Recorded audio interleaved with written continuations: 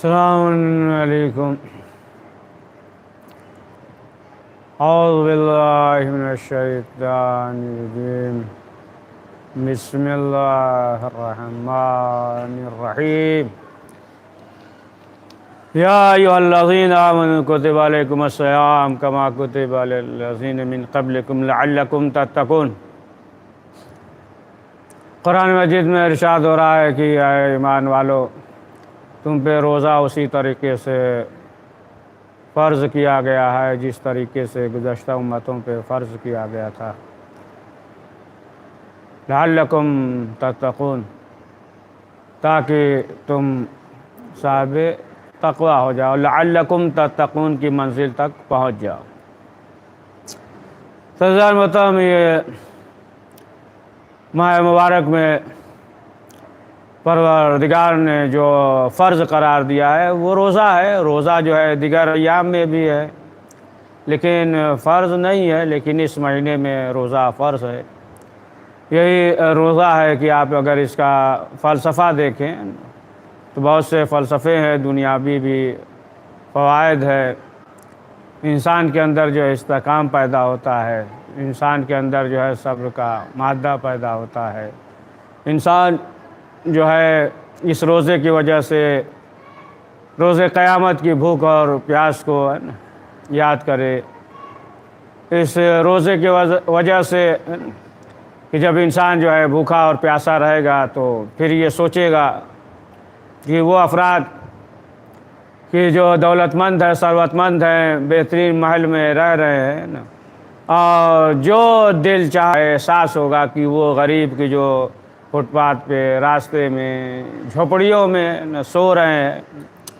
اور جو کچھ ملتا ہے کھاتے ہیں اور کھانے کے بعد جو ہے اللہ کا شکر بجا لا رہے ہیں۔ تو یہ بہت سے فلسفے ہیں، بہرحال کسی اور موقع پہ مجلس وغیرہ میں گفتگو کریں گے۔ استحکام پیدا کرتا ہے انسان کے اندر، جو ہے طاقت پیدا ہوتی ہے۔ مثلا آپ دیکھیں بہت ناز و نخرے سے، اور اگر چند دن پانی نہ ملے تو پھر جو ہے وہ درخت سوکھ جائے گا، خشک ہو جائے گا، شاخیں خشک ہو جائیں گی، لیکن وہ درخت جو بیابان میں، صحرا میں، اب آپ دیکھیں کہ پانی نہ ملے، ہوا کا یہ مقابلہ، مخالف ہوا کا یہ مقابلہ، سورج کا، ہر چیز کا ہے نا، لیکن جو ہے وہ اسی طریقے سے صحیح اور سالم ہے۔ تو انسان کے اندر جو ہے یہ روزہ جو ہے استحکام پیدا کرتا ہے۔ تو بہرحال روزے کے جو احکامات ہیں، آپ حضرات کے سامنے جو ہے چند مسائل کا ذکر کریں گے۔ اول تو یہ کہ دیکھیں، اگر بچہ صبح کی اذان سے پہلے بالغ ہو جائے تو پھر اس دن روزہ وہ رکھے گا، اور اگر اذان کے بعد یعنی ظہر تک بالغ ہو تو پھر اس دن کا روزہ اس پہ واجب نہیں ہے۔ لیکن اگر جو ہے صبح کی اذان سے پہلے بالغ ہو جائے گا تو اس دن کا روزہ واجب ہے، اور صبح کی اذان کے بعد ہوا، ظہر کے وقت بالغ ہوا، تو اب مثلا جو ہے صبح کی اذان کے بعد بالغ ہوا اور مستحب روزے کا اس نے ارادہ کر لیا تو پھر احتیاط مستحب یہ ہے۔ اور مثلا جو ہے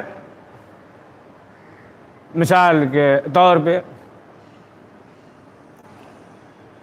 انسان کو بچے کو اب علم نہ ہو کہ کس وقت صبح کی اذان سے یا صبح کے اذان کے بعد جو ہے بالغ ہوا، تو پھر اس کا جو ہے کوئی مسئلہ نہیں ہے، کوئی اشکال نہیں۔ اب اگر کوئی شخص حالت جنابت میں ہو،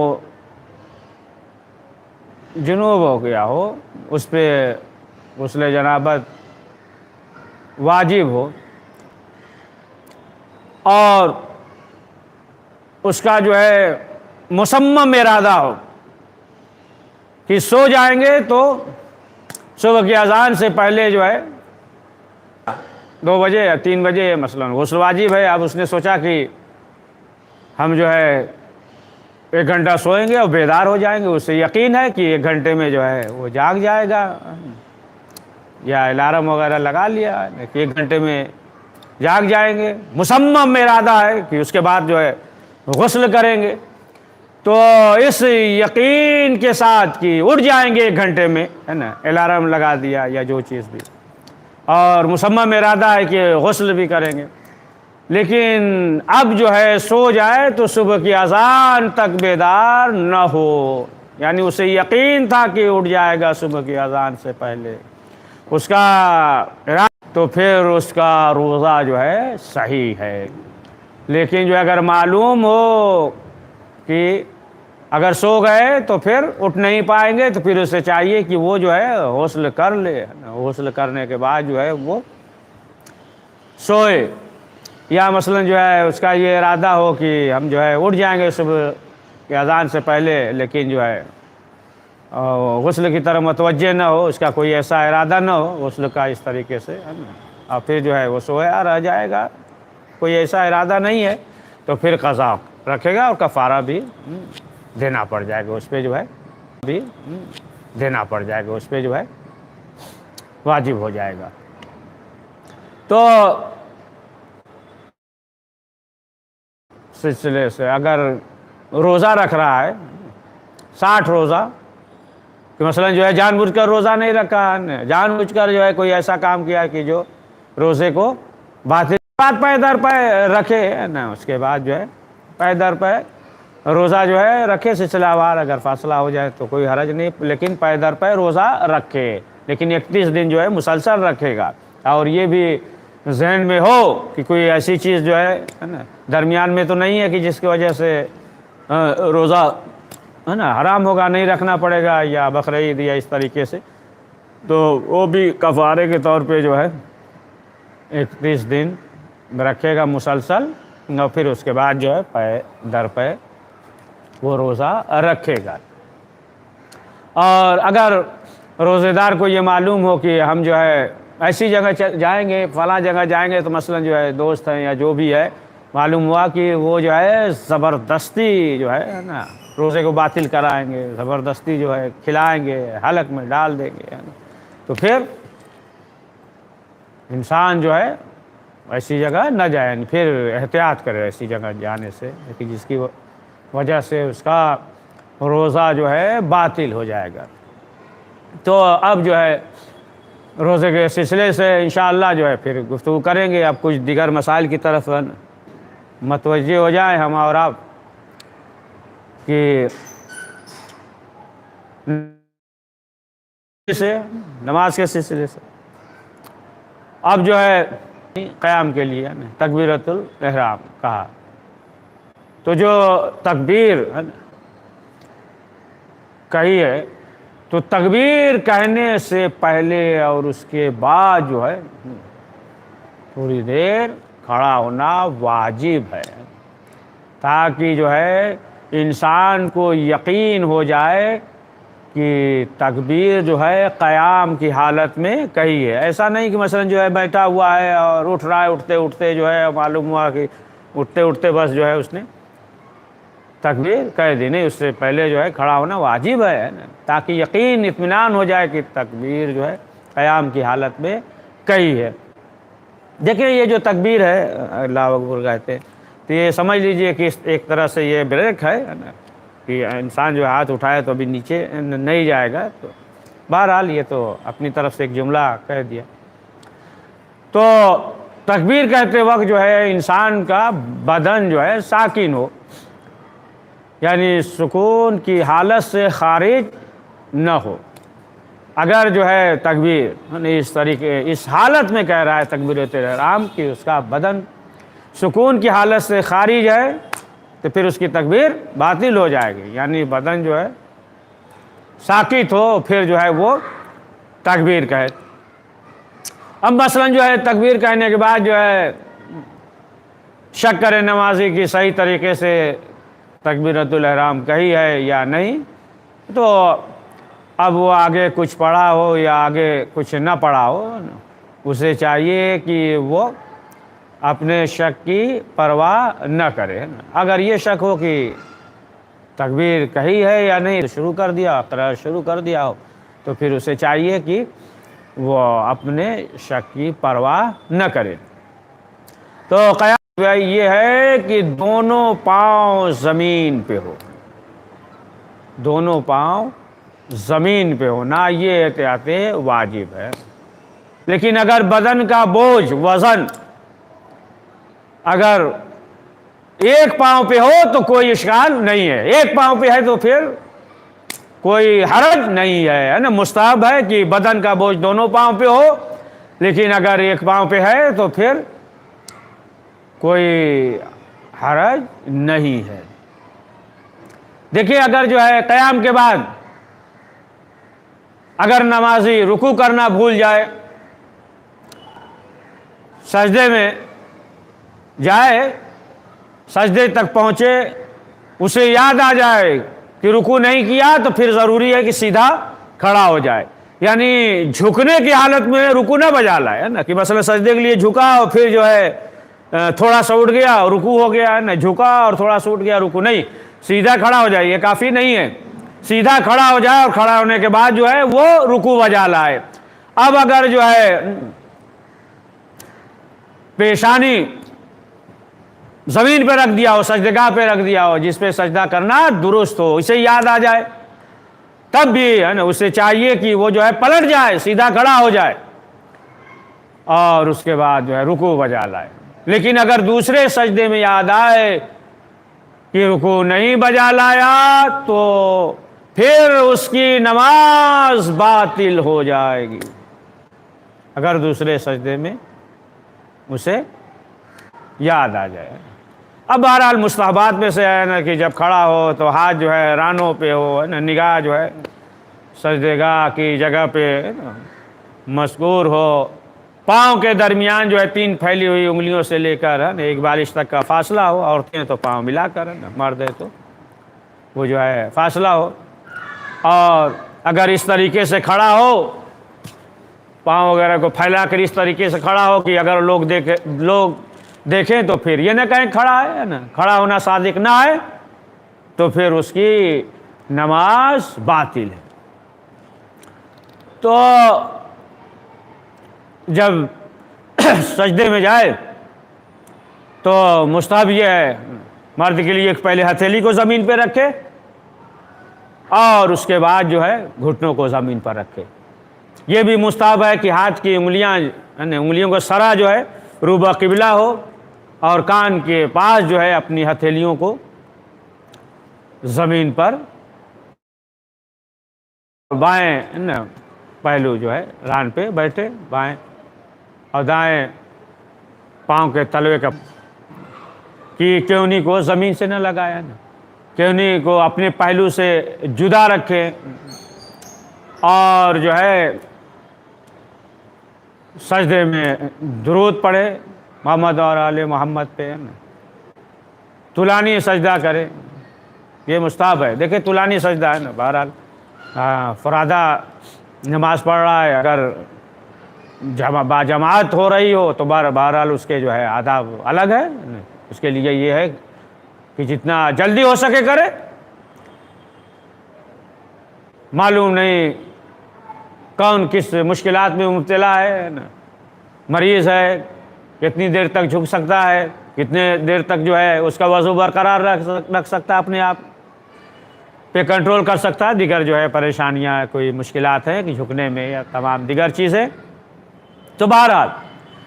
ناک سجدگاہ پہ رکھنا یہ بھی مستحب ہے، اور ساتوں اعضاء واجب ہے، ضروری ہے کہ زمین پہ ہو، یعنی پیشانی، دونوں ہتھیلیاں، پاؤں کے دونوں گھٹنے اور پاؤں کے دونوں انگوٹھے، یہ جو ہے زمین پہ ہو۔ اور اگر جو ہے عمدن اگر کوئی اعضاء، ساتوں اعضاء میں سے کوئی اعضاء یا پیشانی کے علاوہ دیگر اعضاء کو زمین پر جان بوجھ کر عمدن نہ رکھے ہے نا، پھر نماز باطل ہو جائے گی، جان بوجھ کر نہیں رکھ رہا ہے۔ اب اگر جو ہے مثلا جو ہے پیشانی کے علاوہ جس وقت جو ہے ذکر سجدہ نہ پڑھ رہا ہو، پیشانی کے علاوہ اگر کوئی دوسرے عضو کو زمین پر سے اٹھا لے اور دوبارہ زمین پر رکھ دے تو پھر اس میں کوئی حرج نہیں ہے، یعنی اس کا بدن جو ہے سکون کی حالت سے خارج نہ ہو، اگر اٹھائے اور دوبارہ زمین پر رکھ دیا پیشانی کے علاوہ اور بدن سکون کی حالت سے خارج نہ ہو تو کوئی حرج نہیں، اگر ورنہ جو ہے سکون کی حالت سے خارج ہو جائے گا تو پھر اس کی نماز باطل ہو جائے گی۔ یا مثلا جو ہے ذکر پڑھ رہا ہے، ساون جو ہے پیشانی کے علاوہ دوسرے اعضاء کو زمین پر سے اٹھا لے اور دوبارہ رکھ دے اور جو ہے سکون کی حالت سے خارج نہ ہو تو پھر کوئی حرج نہیں۔ تو اگر جو ہے عمدن جان بوجھ کر اگر جو ہے پیشانی زمین پر رکھنے سے پہلے یا سجدگاہ جس پہ بھی سجدہ درست ہے رکھنے سے پہلے جان بوجھ کر ذکر سجدہ پڑھنے لگے، یعنی پیشانی سجدگاہ پہ رکھنے سے پہلے عمدن ذکر سجدہ شروع کر دے یا ذکر سجدہ ختم کرنے سے پہلے جان بوجھ کر پیشانی زمین پر سے سجدگاہ پر سے اٹھا لے تو پھر اس کی نماز باطل ہو جائے گی۔ لیکن جو ہے اگر سہون ایسا ہو جائے کہ پیشانی زمین سے لگے اور ذکر سجدہ شروع کر دے، سہون ہو جائے اور متوجہ ہو جائے کہ ہم سے غلطی ہوئی، تو پھر اسے چاہیے کہ وہ جو ہے رک جائے اور ذکر سجدہ پڑھے، ہے نا۔ معلوم ہو گیا کہ سہون جو ہے اس سے جو ہے غلطی ہو گئی، یا ذکر سجدہ ختم کرنے سے پہلے سہون جو ہے پیشانی کو زمین پر سے اٹھا لے، سہون ایسا ہو تو اس کی نماز جو ہے وہ صحیح ہے اور اس کا ایک سجدہ شمار ہوگا۔ اور اگر جو ہے سہون پیشانی کو زمین پر سے اٹھا لیا تو پھر اسے چاہیے کہ وہ دوبارہ زمین پر نہ رکھے، یعنی سجدگاہ پہ جس پہ بھی سجدہ کرنا درست ہو، بے اختیار چلا گیا تب بھی جو ہے اس کا ایک ہی سجدہ شمار ہوگا۔ تو دیکھیے پہلے سجدے کے بعد ضروری ہے کہ انسان بیٹھ جائے، یعنی اس کا بدن جو ہے وہ سکون حاصل کر لے۔ جب بدن سکون حاصل کر لے تب جو ہے دوبارہ سجدے میں جائے، اور اسی طریقے سے سجدے سے اٹھتے وقت ہے نا مستحب ہے کہ پہلے اپنے مرد جو ہے اپنے گھٹنے کو بلند کرے۔ تو اسی طریقے سے رکوع میں آپ دیکھیں کہ جو مستحبات ہے نا کہ پیٹھ برابر رکھے، گردن کو کھینچ کر پیٹھ کے ہموار رکھے، دونوں پاؤں کے درمیان جو ہے وہ دیکھے، اپنے گھٹنوں کو پیچھے کی طرف جو ہے ڈھکیلے، یعنی ذکر سے پہلے یا بعد جو ہے وہ درود پڑھے، یہ جو ہے مستحبات میں سے ہے۔ اور اگر جو ہے کوئی شخص رکوع کے لیے نہیں جھک سکتا ہے تو اگر کسی چیز کا سہارا لے کر کر سکتا ہو تو پھر اسے جو ہے چاہیے کہ کسی چیز کا، مثلا جو ہے دیوار ہے یا مثلا کوئی دیگر چیز ہے یا مثلا جو ہے عصا ہو، ڈنڈا ہو، یا مثلا جو ہے ایک ڈنڈا جو ہے بنوا لے اسی طریقے سے، تاکہ جو ہے اسی کا سہارا، گھر میں نماز پڑھ رہا ہے لیکن جو ہے رکوع کے لیے جھک سکتا ہے لیکن سہارے کی ضرورت ہو تو پھر اسے چاہیے کہ وہ جو ہے سہارے کے ذریعے رکوع بجا لائے۔ یا مثلا جو ہے قیام میں بھی ہے، کھڑا ہے، اب جو ہے مثلا جو ہے کسی چیز کا سہارا لینے پہ مجبور ہو تو پھر اس میں جو ہے کوئی حرج نہیں کہ سہارا لے، اب ظاہر سی بات ہے کہ وہ جو ہے مجبور ہے۔ تو بہرحال کہ اب آپ ظاہر سی بات ہے کہ دیکھیں اگر انسان کے اندر جو ہے حضور قلب پیدا ہو جائے، متوجہ نہیں ہوتا ہے نا کہ جیسے ہی تکبیر کہتا ہے، اللہ اکبر کہتا ہے، یعنی تمام چیزیں جو ہے اب اصغر ہے، سب چھوٹی ہے، جنت ہے، اللہ اکبر کہتا ہے، یعنی تمام چیزیں جو ہے اب اصغر ہے، سب چھوٹی ہے، جنت ہو جو بھی ہو، دنیاوی چیزیں ہیں سب جو ہے سب سے بڑا ہے اللہ جو ہے وہ اکبر ہے۔ تو حضور قلب ہے نا، ایسا نہ ہو کہ معلوم یہ ہوا کہ نمازی جو ہے مصلی پہ کھڑا ہے، اس کا چہرہ قبلہ رخ ہے نا، کھڑا ہے لیکن جو ہے اس کا ذہن جو ہے وہ کہیں اور ہے۔ تو اب جو ہے حضور قلب کیسے پیدا ہوگا؟ اب جو ہے مثلاً مثال دے دیں نا کہ حضور قلب جو ہے انسان کو اگر پیدا ہو جاتا ہے، مثلاً جو ہے مثال کے طور پہ تلاوت قرآن مجید کر رہا ہے، اب جو ہے تلاوت کر رہا ہے، مغرب سے پہلے جو ہے تلاوت کر رہا ہے، اب جو ہے حضور قلب ہے، بہت متوجہ ہے، توجہ کے ساتھ جو ہے تلاوت قرآن مجید کر رہا ہے، یا مثلاً جو ہے دعائیں پڑھ رہا ہے، اب جو ہے ادھر متوجہ ہے، معلوم یہ ہوا کہ مغرب کا وقت ہو گیا ہے نا، مغرب کا وقت جو ہے ہو گیا، اب جو ہے وہ متوجہ ہو گیا ہے نا، یعنی اس سے پہلے اس کا ذہن جو ہے ادھر متوجہ تھا کہ ادھر دھیان بھی نہیں دیا۔ یا مثلاً جو ہے ایک مثال اور دے دیں، آپ دیکھیں کہ مثلاً مثال کے طور پہ کسی کا دوست عزیز ہے نا، کوئی چاہنے والا کئی سال کے بعد آئے، 2-4 سال کے بعد، یا مہمان آ رہا ہو کہ فلاں صاحب جو ہے آ رہے ہیں، مہمان آ رہا ہے، تو اب جو ہے کوئی یہ کہہ دے کہ دیکھیے مثلاً فون کر دے کہ دیکھیے جو ہے ادھر سے اس راستے سے ہم آ رہے ہیں اور بس جو ہے ہم پہنچ گئے ہیں اور فلاں راستے سے ہم 5 منٹ میں حاضر ہوتے ہیں۔ تو اب جو ہے انسان انتظار کر رہا ہے، ادھر دیکھ رہا ہے، سامنے دیکھ رہا ہے کہ یہ جو دوست ہے یا رشتہ دار جو ہے اس کا دوست سامنے سے گزر گیا ہے نا، متوجہ نہیں ہوا، یا مثلاً جو ہے سلام کیا، متوجہ نہیں ہوا، بعد میں اس دوست نے کہا کہ دیکھیے ہم آپ کے سامنے سے گزرے اور آپ نے دیکھا نہیں؟ کہا ہم نے نہیں دیکھا۔ کیوں نہیں دیکھا؟ یار سامنے دیکھ رہے تھے، آپ کی آنکھیں جو ہے کھلی ہوئی تھی، سامنے دیکھ رہے تھے، آپ کے سامنے سے گزرے، آنکھیں جو ہے کھلی ہوئی تھی، سامنے دیکھ رہے تھے، آپ کے سامنے سے گزرے اور آپ جو ہے متوجہ نہیں ہوئے، تو معلوم یہ ہوا کہا کہ ہاں آپ کی بات صحیح ہے، ہم ادھر دیکھ رہے تھے، آنکھیں کھلی تھیں،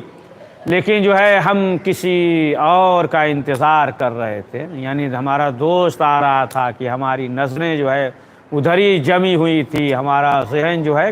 ادھر ہی تھا، لہٰذا جو ہے دوست یعنی وہ شخص جو بھی ہو یعنی سامنے سے گزر گیا اور اسے جو ہے احساس نہیں ہوا۔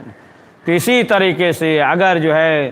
انسان کے دل میں حضور قلب پیدا ہو جائے، یعنی جس وقت جو ہے عبادت انجام دے رہا ہے، نماز پڑھ رہا، آپ دیکھیں کہ اسی لیے یہ ہے کہ بہرحال انسان ہے دیکھیں کہ جب نماز پڑھتا ہے نا، 2 رکعت بھی پڑھتا ہے تو شیطان جو ہے اس کے دل میں وسوسہ ڈالتا ہے اور اس کا جو ہے ذہن ادھر ادھر جو ہے جاتا ہے، کبھی کہیں ہے، کبھی بازار میں ہے، کبھی کہیں سفر کر رہا ہے، کہیں سمندر کے کنارے ہے۔ انسان جو ہے اس طریقے سے نماز میں ہوتا ہے، انسان ہر شخص ہے، اپنے کو بھی کہہ رہے ہیں، تو ظاہر سی بات ہے ذہن جو ہے ادھر ادھر انسان کے جاتا ہے۔ تو اب آپ دیکھیں گے کہ جب شیطان جو ہے نا 2 رکعت نماز جو ہے حضور قلب کے ساتھ نہیں پڑھنے دیتا شیطان، تو پھر جنت میں کیسے جانے دے گا؟ تو بہرحال اسی لیے نوافل جو ہے، نوافل جو نماز ہے کہ چوتھے امام حسین العابدین علیہ السلام نماز پڑھ رہے تھے، عبادت کر رہے تھے، ابو حمزہ شمالی نے دیکھا کہ مولا عبادت کر رہے ہیں، رضا جو ہے دوش سے کاندھے سے گر گیا، مولا متوجہ نہیں ہوئے۔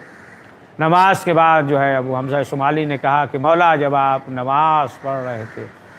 تو رضا جو ہے وہ دوش سے گر گئی، آپ متوجہ نہیں ہوئے۔ امام نے کہا کہ تمہیں معلوم ہے کہ ہم جو ہے کس کی بارگاہ میں حاضر تھے؟ اور اس کا جو ہے امام کہا کہ مولا پھر جو ہے ہم جیسے انسان کا کیا ہوگا کہ جو نماز پڑھتے ہیں؟ تو امام نے کہا کہ نہیں، گھبراؤ نہیں، دیکھو جو نوافل نماز ہے اگر جو ہے اس میں کوئی کوتاہی رہ جاتی ہے، کوئی کمی رہ جائے گی، تو یہی جو ہے نوافل نماز ہے کہ جو ان کمیوں کو پورا کر دے گی۔ تو عزیزان محترم یہ نوافل نماز ہے، اور خاص طور سے جو نماز شب ہے نا، نماز شب انسان کو چاہیے کہ ظاہر سی بات ہے کہ ایک بہترین موقع ملا ہے کہ انسان سحر کے وقت جو ہے بیدار ہو جاتا ہے، لہٰذا جو ہے نماز شب جو ہے ضرور پڑھے، جتنا ہو سکتا ہے وہ جو ہے اس عمل کو انجام دے۔ تو بہرحال یہ مہینہ ماہ رحمت ہے، ماہ مغفرت ہے، مغفرت کا مہینہ ہے، عفو کا مہینہ ہے۔ پروردگار جو ہے نا عفو، دیکھیں مغفرت اور عفو میں پھر کل گفتگو کریں گے، فرق ہے نا۔ مغفرت معاف کر دیتا ہے، جس طریقے سے کیس وغیرہ ہوتا ہے فائل جو ہے دب جاتی ہے، عفو یعنی مٹا دیتا ہے، یعنی انسان نے جو گناہ کیا ہے۔ تو بہرحال یہ مغفرت کا مہینہ ہے، تو بہر استغفار کا مہینہ ہے، لہٰذا پروردگار کی بارگاہ میں یہ دعا ہے کہ پروردگار ہم سب کی مغفرت فرمائے، پروردگار ہمارے مرحومین کی مغفرت فرما، پروردگار اہل بیت معصومین علیہ السلام کا واسطہ یہ جو وبا ہے بیماری، اس سے ہم سب کو محفوظ فرما، اس وبا اس بیماری کو دور فرما۔ پروردگار جو رزق اور روزی کے سلسلے سے پریشان ہے، پروردگار انہیں جو ہے بہترین رزق کمانے کی توفیق نصیب فرما۔ پروردگار ہم سب کو دنیا اور آخرت میں کامیابی نصیب فرما۔ جو بھی مریض ہیں جہاں کہیں بھی ہیں، ہاسپٹل میں یا گھر پہ یا جہاں کہیں بھی، پروردگار علی ابن ابی طالب کے طیب الطاہر روح کا واسطہ انہیں شفاء عاجل عنایت فرما۔ اور جن جن مومنین نے دعا کے لیے کہا، جو نیک حاجات ہے اور جو ناظرین ہے، پروردگار ان کی جو نیک حاجات دلی حاجات ہے پروردگار اسے قبول فرما۔ جتنے بھی شیعان حیدر کرار ہیں ان کی جان و مال و عزت و آبرو اور ایمان کی حفاظت فرما۔ پروردگار ہمارے علماء حق کی حفاظت فرما، آیت اللہ علیہ السلام مکارم شیرازی کو شفاء عاجل عنایت فرما۔ پروردگار اہل بیت معصومین علیہ السلام کا واسطہ ہمارے مقامات مقدسہ کا تحفظ فرما، ہمارے دینی مدارس کا تحفظ فرما۔ پروردگار پرچم اسلام کو سر بلند فرما، پرچم کفر کو سر نگوں فرما۔ بسم اللہ الرحمن الرحیم۔ اللہم کل ولیک الحجۃ ابن الحسن صلواتک علیہ وعلی آبائہ فی هذه الساعۃ بكل ساعة ولیا وحافظا وقائدا وناصرا ودلیلا وعین حدا تسکنہ وارزق وتمتعہ فيها طويلا۔ اللهم صل على محمد وآل محمد وعجل فرجهم۔ ربنا تقبل منا إنك أنت السميع العليم۔